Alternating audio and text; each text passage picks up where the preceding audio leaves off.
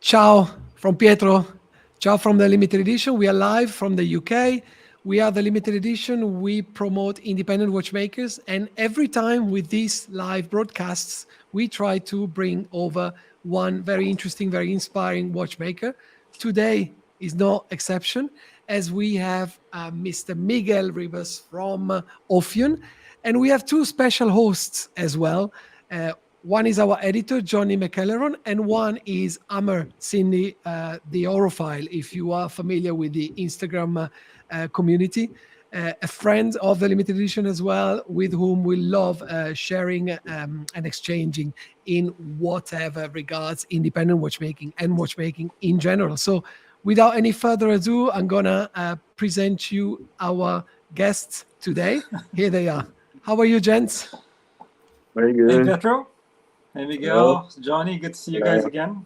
Hello, feels like Miguel, Pietro. Hello, Pietro and Johnny and Armin. It's good to see you. How are things in Madrid, Miguel, and how is Ophion doing? I know you are a young brand, ambitious young brand. You set some very ambitious targets at the beginning. You wanted to propose and offer exquisite watchmaking at reasonable price point. This was your mission. Where are you in regards of your mission? Is it mission accomplished? Are you 70%, 80%? How do you feel about the Ophion development? I think it's mission accomplished. Like from the point of view of the watches, it's like a very good mission accomplished. Now we have to grow more the brand and bring more interesting pieces. So I think like this has been a really good success. And we are very, very happy because we achieved what we were looking for. So, yeah, I think it's great and we are very happy with the result. How are you navigating the present scenario where we know very well we have been through exceptional demand in the watch industry in general, also on the independent artisan watchmaking? The demand has been so high that suppliers have been struggling, to keep up, with supplies, with delivery times, etc. How are you managing that, and how in control are you of what is happening at the moment?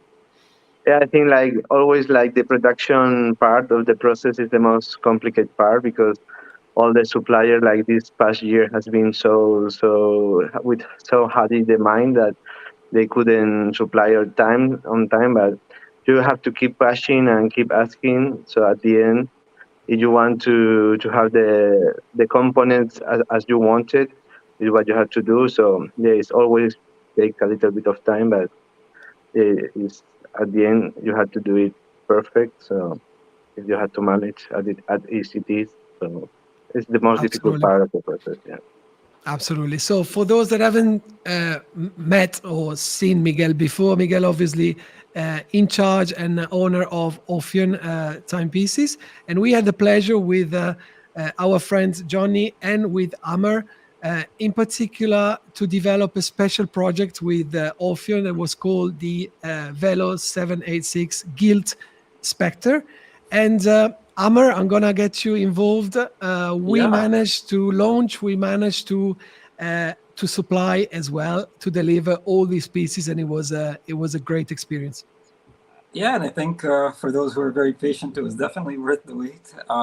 Even today, I think from all the kind of collaborations, at least that I've done on my own, and this one I was really happy to do with you, Pietro.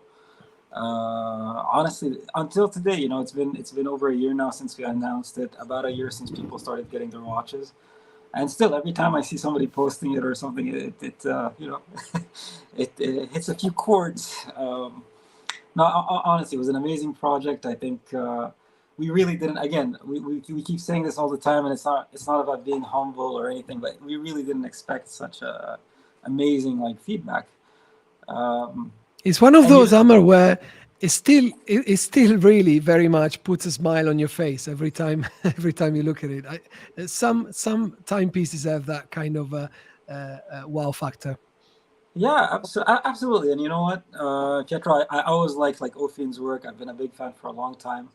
But it's like a lot of times you see a watch and you almost imagine it just slightly different. And I think for me that's always important whenever you do any kind of collaboration or even a bespoke piece from a brand, is that you don't lose like the essence of the brand. You know, the design still has to be recognizable as that brand, and that's why I'm happy. I mean, we played a bit really like with tones, with textures, with a bit with this colorway display of like, you know, light and dark. And I think you know what, why it resonates with people, Pietro. It's because I think it's classical, but it's still got something that's quite different. You know, a lot of classical watchmaking design cues, but at the same time, the end result, there's honestly, I can't think of another watch that really like looks or has the same feel as this one. So still very proud of it.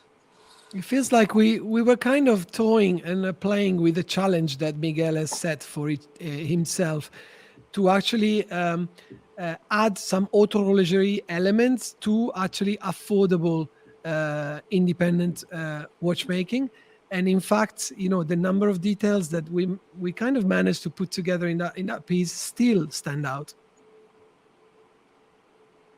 Yeah, absolutely. It's an amazing, I think, value proposition, even though it's something we don't always, you know, talk about. But and I think especially when you consider the scale at which Ophion operates and the number of pieces they make per year, it's really not a lot. So to still be able to offer something, I think, of this like level, of this caliber, at this price point, I think it's a phenomenal job that Miguel has done. So, thank you. Chapeau.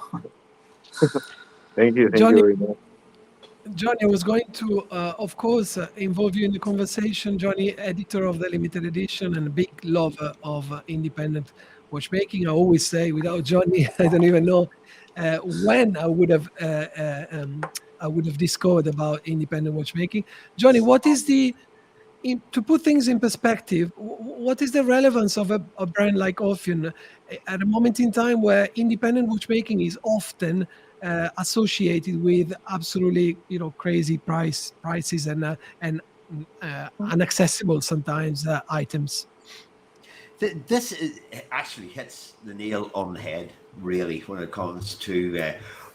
I was doing a little descriptor earlier on for the YouTube channel, and it, like, Ophion for me represents this winning combination of style, quality.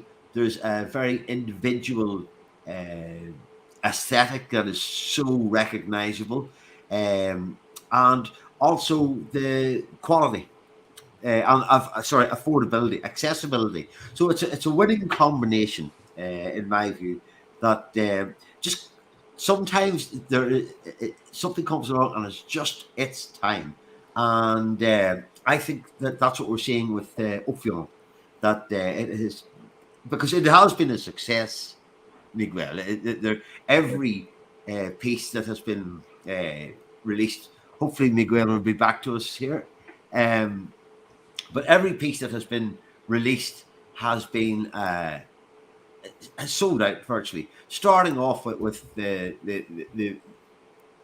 Premier Edition, which is the 960, which we have images of that, but which was the very first Ophion, and again that one is sold out, and so it's sorry, just trying to. It's amazing to actually. It's great that you're sharing this to kind of take a moment and see, how they have progressed throughout the years. The evolution of the brand, yeah.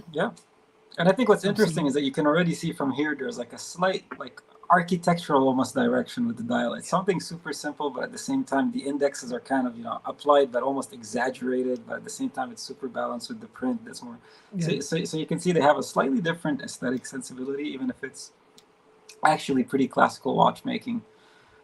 So it's interesting to see that evolve into what we have today, and going into the future. I'm curious to see what's next for Ophion. Yeah, hopefully we will be able to find that out from the man himself, which would be great. So, but we he might have had second thoughts about sharing. So I think we're good. Pressing engagement is back. We just had a look to the first ever Ophion timepiece that was launched, Miguel, and we were Amr was stressing out the fact of how, a certain architecture, certain depth in the dial execution is like one of your trademarks, and that we worked on it a lot for the Ophion Gilt Spectre. And I know, without anticipating anything, that is a big part of what you're going to develop also for your future editions. Yeah. So you want me to explain? Yeah, if you want, so if you want to explain a little bit what was the thinking, the philosophy at the beginning when you launched this first timepiece, and how you are evolving on those lines.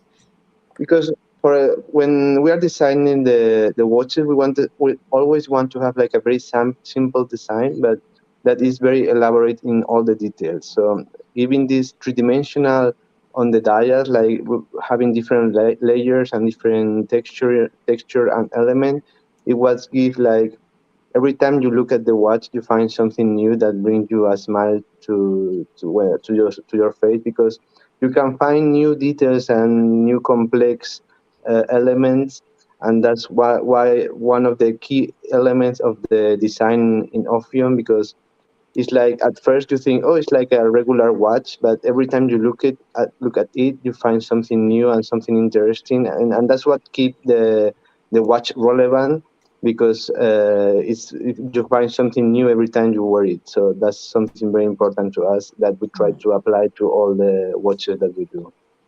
It's true. Looking at, observing the watch from the side always gives a certain pleasure with the Ophion, because of the depth, the different depth and layers of the dial.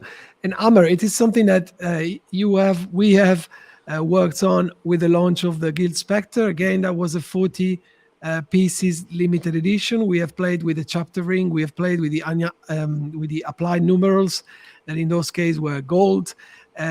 We have played with the texture of the surface of the dial itself, and where can we take it from there? As the title of this live is giving that away, we are here today to announce that probably there will be a second development. Yeah, I think we hereby declare that there will be a second chapter. So, no, but here's the thing, okay? Like, I think when we first launched it, Pietro, I think we might have, in my case anyways, I was a little bit frightened, okay? Because again, it's not a very maybe well-known brand. For guys who are into like indies and micro brands and all that, we probably would have heard of Ophion, but at the same time, because it's not a super classical watch, it's not necessarily a case material or finish that people might associate with that kind of watch. It was kind of a gamble, I think, and again, still blown away by the response we got.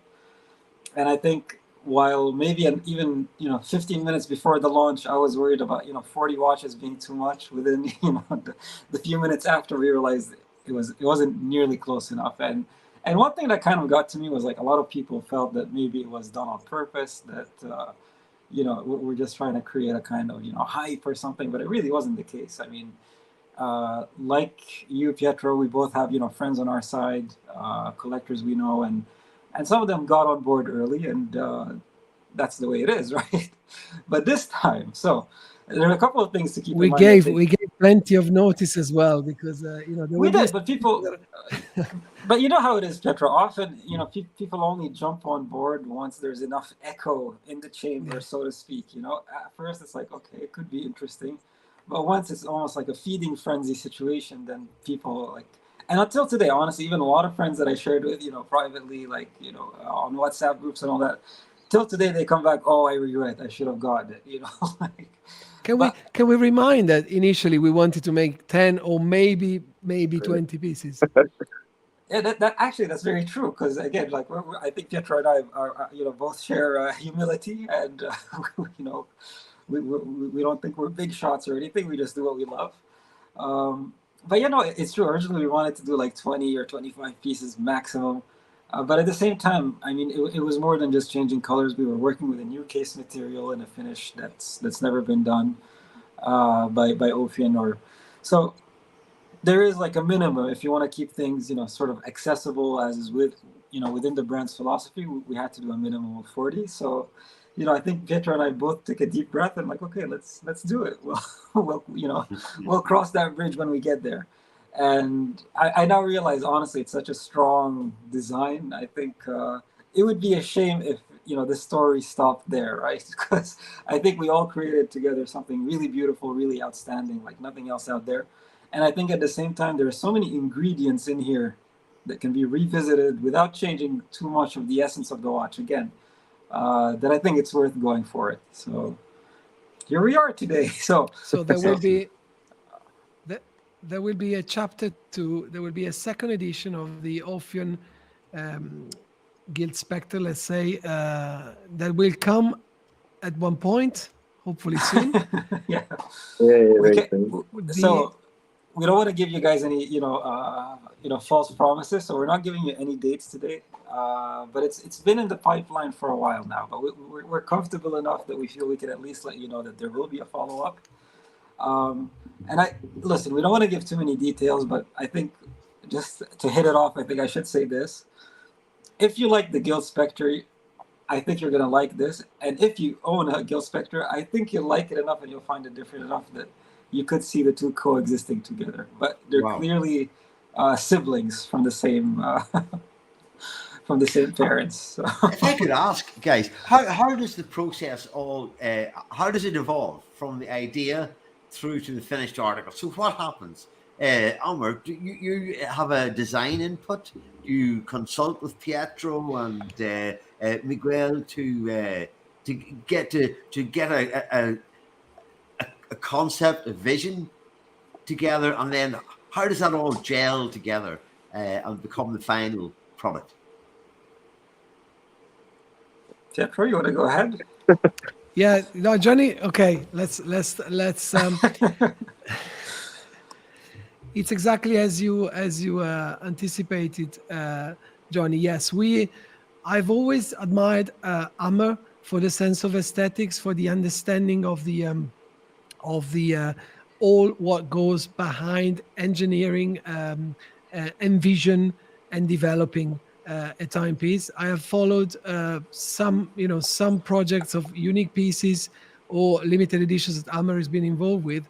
And besides that, Amr and I have always behind the scenes being exchanging ideas and checking on each other, every now and then to have our mutual opinion on things that happen in the watchmaking industry. And there is one thing that we love, apart from scouting new heavy metal bands, we love scouting new independent watchmakers that are not appreciated enough. And based on that, if we agreed on a watchmaker like Miguel and Ophion that, in our opinion, was underrated at the time for what they were offering. And I humbly asked Amr if we would give us his input in terms of creativity and design, because I love his sense of taste, his take on the aesthetics, as I said, as well as the engineering. And then we kind of together give a call to the maker. So Miguel, in this case, I think, Miguel, we proposed you a project that at the beginning you found it may have been a bit challenging, when we talked about a sandblasted titanium case, vertical brushing for the dial, applied chapter rings, applied numerals with a 360 gold finishing. But you kind of, step by step, we kind of got there. Oh yeah. Yeah, I think the most challenging part at first was the case, because we didn't make any case in titanium with the teardrop lugs welded, so I wasn't not sure that was going to work or not. But at the end, with your help and talking about all the steps, we came together and released it. So I think there's nothing that Kari Voutilainen can do. Oh yeah, that's true. Because, of course, for those that haven't noticed, I don't think many, but the case was made in the workshop, Voutilainen and Katan, of course, which is one of the top suppliers that Miguel uses. Sorry, I interrupted you, Miguel. Please go ahead. No, it's okay. So yeah, I think when you have a goal that you want to get there, that you do everything to get to that point. So yeah, maybe at first it looks difficult, but with a little bit of thought and help, it was achievable, and it was an amazing result. And it doesn't always work, Amr, as well. To be completely transparent, we have been involved in other projects that never took off. Actually, Yeah. so there is not just sticking a different color dial in a watch that normally we're after. No, but that's what was great about working honestly with Miguel on this project is like, he'll never tell you no at first. But instead, he always finds a solution, or if need be, like a compromise or something we can do differently. And that's something I really appreciate in any collaboration, because sometimes, you talk to a brand, they sound interested without naming any names, Pietro, I promise we'll keep this simple. but yeah, I mean, this project started, I think it was, middle of the pandemic. Pietro and I were talking. We do the occasional Instagram lives, talk about, just the state of watchmaking and independence. And it's funny, if you go back and watch those, Pietro, like indies were still just taking off in the wider sense, it was a very different situation, early 2020. But then Pietro and I decided, we like a lot of these brands. A lot of them, I think, deserve more attention. Let's find one that we can do something with that's cool, but that's also accessible. Because from experience, I've done, I've done more accessible watches. I've done one that was a bit more expensive, and I just enjoy honestly doing more affordable things. Because for me, getting a new watch, regardless of price, is always kind of the same experience almost. It's just the expectations that change, depending on how much you spend, right? So there's no better feeling for somebody, myself, yourself, whoever, you pay X amount for a watch, and when you get it, it blows away your expectations. And I knew that with Ophion, you could have this effect, because I think it's such a transparent product as well. That's one thing I really appreciate. It's not let's buy some historical name and try to revive something or make a historical model. It's something that has a lot of classical codes, but it's not a classical dress watch. For example, the dial, everything that would traditionally be pad printed is applied here, and I think that's a little detail that's very architectural. And at the same time, it's a super slim watch. And when we started work, when we decided that, okay, let's try to do something with Ophion, I immediately thought of a kind of matte case. Because it's just from experience. I'd handled over the years, a few carry butylated cases with the teardrop logs. And while I do find them beautiful, if you try to take a photo of them, it's a nightmare. You can never take a photo of it without seeing yourself on the lugs with your camera and everything. I was like, God, it would be so nice to have a matte or titanium or tantalum or something, just kind of sandblasted. Because I also think by having a more kind of matte but still with a slight sheen to it, you actually see more of the curvature of the teardrops, that kind of really pebbled out shape. I think it comes off a lot more when it's kind of not polished, you know what I mean? Either through satin brushing or sandblasting. And I think titanium just has this thing where it's, for me, it's an amazing metal. When I started getting into watches, I thought, well, titanium is a bit lame because you're paying so much for a watch and it feels like plastic almost, it's so light. And I'm not saying I'm old now, but it's true that with age, I've kind of learned to appreciate the more ergonomic factor of titanium as well. And it doesn't rust. It's more resistant to oxidation. It's lighter. It's even harder than steel. And the really great thing about titanium to me is that depending on the grade of titanium and how you finish it, you can get very different results. A polished grade 5 titanium would look almost like stainless steel, maybe a bit warmer and darker somehow, but it would look almost like steel.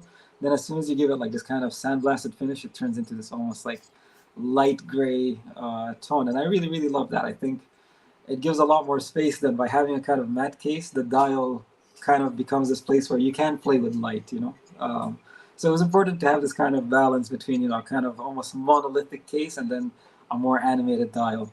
And funny enough, Pietro, a month after we announced this watch, Patek Philippe came out with the 6119G, so the new Calatrava with the hobnail bezel and the vertical kind of anthracite satin brush dial. So I knew we were on the right track, And I'm not saying we inspired Patek, of course. I think you did. I'm amazed. No. You didn't tell us that you had a side project going on at the time, did you? No, but again, it's something that actually exists in a lot of vintage watches. I think you see actually even in 1930s watches, it would have been maybe a bit smoother, a bit more satiny than really brushed. But you do see this kind of more, playful with light kind of dial textures that you see a bit less of today, funny enough, So it was kind of nice to revisit all these codes, but do something at the same time that's still like, it looks contemporary when you see it. Like, it's just, so yeah, it was. Miguel, there is on what Amr is saying, there is also an indication on the back of the case talking about how Swiss and how German your watches are.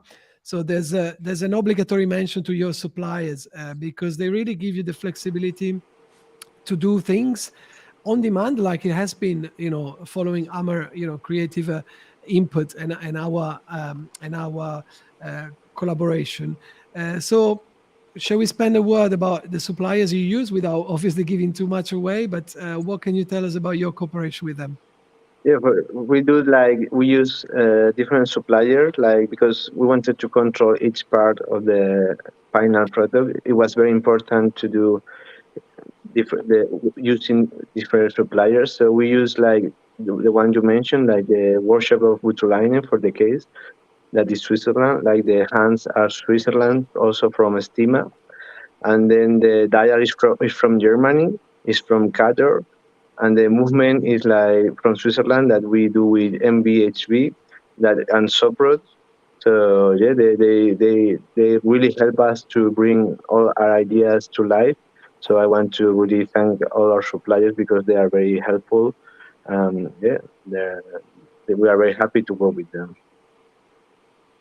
And here we're looking at the finishing of the movement as well, which is obviously mainly machine finish, but giving an outlook that is kind of very reminiscent of some artisanal handmade standards. So we were fascinated by that as well. And let's not forget that a lot of other highly coveted and highly priced watches from esteemed historical manufacturers are also all machine finished. So it's yeah. True, but Ophion does not make any. It does not hide behind any smoke and mirrors. It's all very upfront. It's very. And that's what I love. It's what you see is what you get. There's no bad surprises. There's no secret stories going on behind the scenes. It's just it's an honest watch. I mean, can't think of another adjective. It's really just an honest. Watch. It's the right one. It's because I think that. When you're transparent with people, they have a much better understanding of it and they relate to it better. And absolutely, and I think the quote we're looking at here is a selection of finishes. This is only one finish because I know that there on different pieces there have been different finishings, and for example, that kind of anthracite. Shade there of the grey anthracite, and which provides an absolutely striking contrast with the other components within the mechanism. And it talks lengths about how flexible this micro watchmaker can be, which is a great thing to have. So well done, Miguel. Gentlemen, we do have a slight issue, though. It's good enough to say that we're going to have a second edition, and I'm as excited as you all are. But how are we going to play that? I think Pietro how is going to play out? Yeah. And again, on the theme of honesty, I mean, we understand maybe some people's frustration, but again, that's never our intention. And I think this time, again, we want to do things as fairly as possible.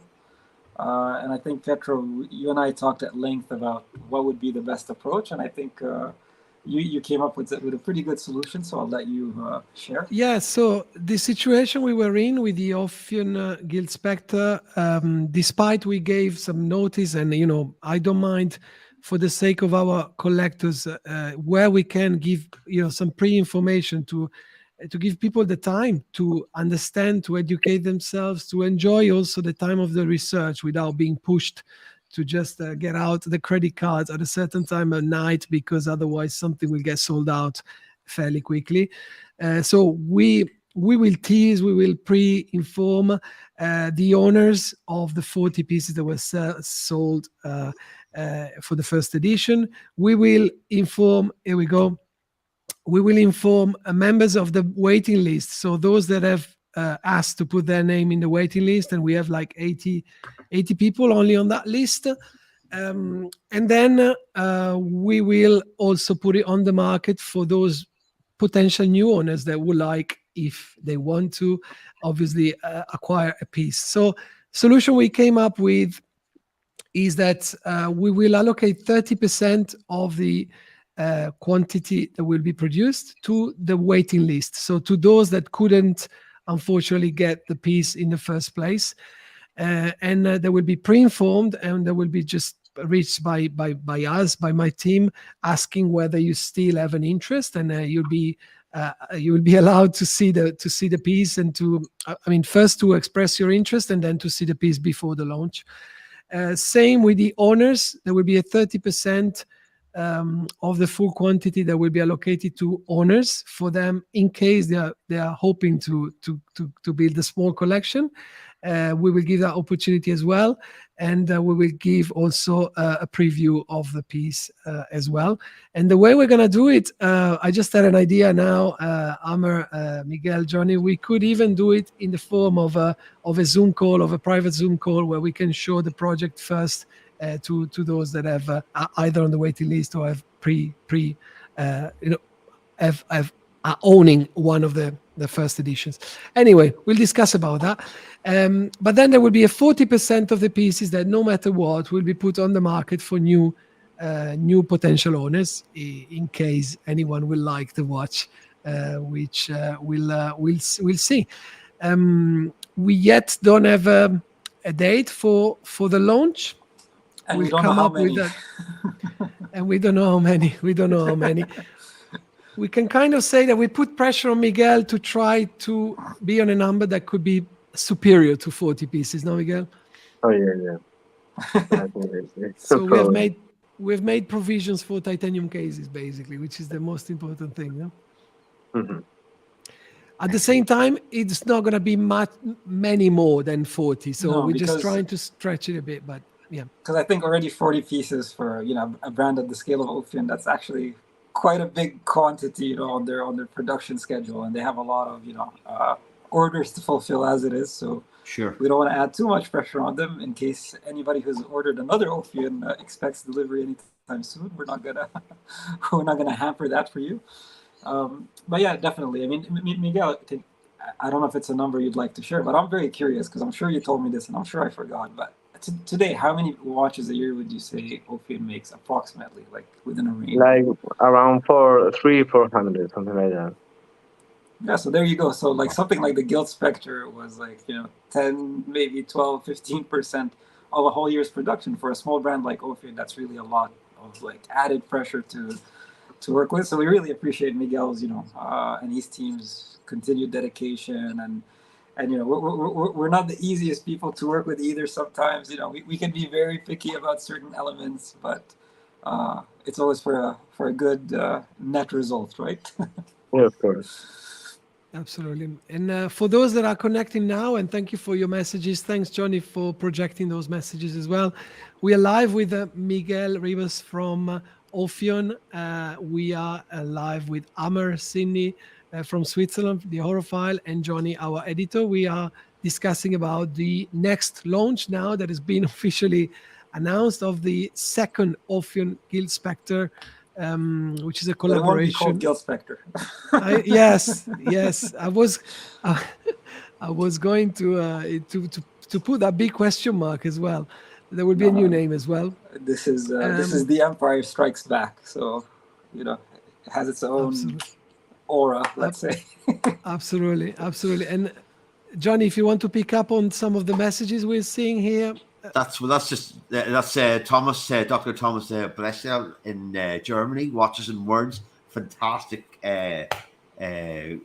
follower of ours for a long time. Great to see you again, Thomas. And so what Thomas is explaining, that he really hopes that people begin to understand that often less is better than more. So it's not about the quantity of pieces that you produce, but it's the quality and that whole exclusivity of that particular piece at a particular time in the brand's story. I'm sure, yeah. I think we all agree with that. But once that is understood. If you're not getting what you really love, then there is a bit of a frustration that appears, which is why this time we're taking so much time to actually explain how things are going to work later on. Huh? Yeah, but that's not exclusive to this. That happens when it's very difficult for independent brands, particularly when they're doing a collaboration, to get the number absolutely right, that everyone has the watch that they want, and that there are no pieces remaining left unsold either. So it's a balance, really, and inevitably you're going to see it. And we've seen collaborations happening with other manufacturers, with other platforms, and some of them sell out within an hour or two. Others are still available long after the offer has been announced. So it's just, as I say, it's about getting the balance right. And just before Marcello time goes to bed in Japan, very much enjoyed the show. It's 12:35 a.m. here in Japan. He's going to sleep. So here, Marcello, if you've gone on to bed, well, at least we wish you pleasant dreams, and stay tuned for news about the new Ophion limited edition collaboration. As before I get Miguel involved again, just a reminder that obviously this recording will stay available on our YouTube channel. Any questions you may have, if we haven't explained enough the procedure that we're gonna follow for the allocation, or if you want to know more about Ophion or Amr's activities, or just put a comment under here, and we will get back to you with no fail. And yes, Miguel. So we know about this second collaboration that we're all very happy to be involved with. Ophion, though, has big plans for the future. You shared some of them with us in Geneva when we met the last time. It was really pleasant to spend some time together. Is there anything you can share for our audience today? Yeah, sure. So we are working in the new watch that we are going to launch. That we want to have like a very iconic watch that is different from everything that you usually see, because our previous watches were inspired by another watches. Like you are not escaping the watch world. Like you do things different, but you are still taking inspiration from other pieces or from other elements of other watches. So like the new watch is inspired by something completely different. Like it's inspired by architecture. So I think it will result in a new and a fresh model that I hope we can share very soon and that everybody can enjoy. So it's not the Velos 786. No, it will be called the Vesper, so it will be different. The case will be similar, but everything else will be different. Oh wow! Can't wait to see that. Yeah, fantastic. I can see there's a smile on Amr's face as well, because he may have seen something already. Maybe. I didn't see anything. No, but it's very cool. And I think, if you get to know Miguel and his partner's story as well, I think it's also a very, personal new piece for them, because architecture is not just a source of inspiration. It's also, it's been, your whole life, Miguel, right? Yeah. So we often talk about architecture of dials, and we were mentioning that before. It's really one of the things that you've taken most at heart, no? When you work on a timepiece. Mm-hmm. Like, because when you create architecture, you are always focusing on new spaces and three-dimensional space. So to bring like all these, to bring the three-dimensional effects to watches, like, because I always say that we live in a world that everything is a screen, so everything is 2D, and watches you can express these three-dimensional effects, and you have an object that you can find new elements and new feelings in this space that the dial offer you. So we always focus a lot of the design on the different layers and different spaces inside the watch. Mm-hmm. I like the sound. Fantastic. Of that. We look forward to that. Is there a time when you believe the new watch will be announced? Yeah, I think around September we can announce the new watch. Okay. Sure. Okay. That would be around Geneva Watch Days then. Yeah. Yeah. But we are not still sure. We have to finish all the details. So, but I think around September it's easy to do. Excellent. Brilliant. So we started this broadcast saying that there was one special announcement, but actually we managed to get two in the space of one. Yes. So thank you very much, Miguel. It's always great No, to thank share and to give some insights to people that are really, because if they're watching this broadcast, it means they're really into watchmaking and independent watchmaking. And we are believers that the more information we can share, the best, because people want and need the time to be able to discern, educate themselves, understand, and enjoy the journey, not just the getting, if that makes sense. So thank you, gentlemen, for making a great contribution today, once again, for being our guests today. No, thank you very Thanks much for having us. Yeah. Yeah. Yeah, it's been fantastic, very, very insightful, and brilliant to get a little bit of an insight into the whole process behind how these collaborations come together and the final result. I just still think it's. I know that Ophion has been getting a lot of. There's been a lot of. Word and talk about Ophion over the last few months because you've nailed that combination. Yeah. The coverage on social medias and it's been incredible. We were not even widely expecting that. It's been absolutely great. Hopefully, the next time this audience will see us together again, Miguel and Amr will be able to announce maybe a date, maybe a name, and maybe a quantity. Where's my prototype? No, it guys, it's gonna take the time that it's gonna take. That's all. So Absolutely. it'll be ready when it's ready. Is it 2023? You mean the final delivery? Maybe. Yeah. No. For the release of the announcement. No. Okay, yeah, of course, it's 2023. It's like, it's like very close. It'd be incredible. A delivery in 2023 without the announcement, it'd be incredible. But no. That's what I was asking. No. Will the announcement be this year? Yeah. Of course, the prototype is almost done. So yeah. Okay. That's all right. That's okay. Can we say we are aiming at an announcement definitely this year, and then deliveries hopefully beginning of next year. We'll see how it goes. Yeah. Super. But, no commitment so far. Yeah. I hope I didn't frighten you all there with it. Gentlemen, muchas gracias. Miguel, see you very soon. Thank you, Amr. Thank you, Johnny. You and thank soon. you for all of those that take the time to watch our humble broadcasts. It's a pleasure. It's great to do it. Thanks, Amr. Thanks, Miguel. Thanks, Johnny. Thanks, See you very guys. soon. Let's talk soon. Okay. Thank you very much. Bye, everyone. Bye.